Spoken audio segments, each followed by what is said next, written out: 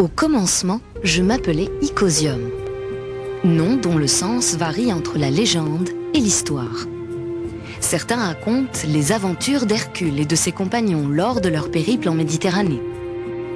Quelques-uns d'entre eux auraient quitté le héros mythique et se seraient fixés sur les lieux de ma naissance. Me donnant un nom simple, ils étaient 20, je deviens alors Icosie, dérivé de Eikosie, qui signifie 20 en grec.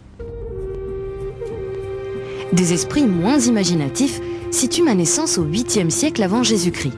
À cette époque, des vaisseaux marchands sillonnent la Méditerranée. À leur bord, des Phéniciens qui établissent des comptoirs au gré de leurs activités, composant ainsi un chapelet de cités maritimes dont je ne suis qu'un grain au contour encore vague. Nomades des mers, les Phéniciens, peu soucieux de me donner une assise définitive, me baptisent Icosim. I comme île, Kos comme mouette, je deviens l'île aux mouettes.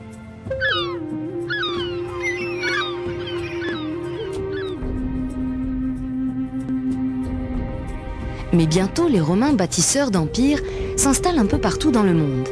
Ces nouveaux envahisseurs ont besoin de ports pour leurs navires de guerre. Aussi, je leur offre 4 îlots rocheux en guise de refuge naturel et je deviens Icosium.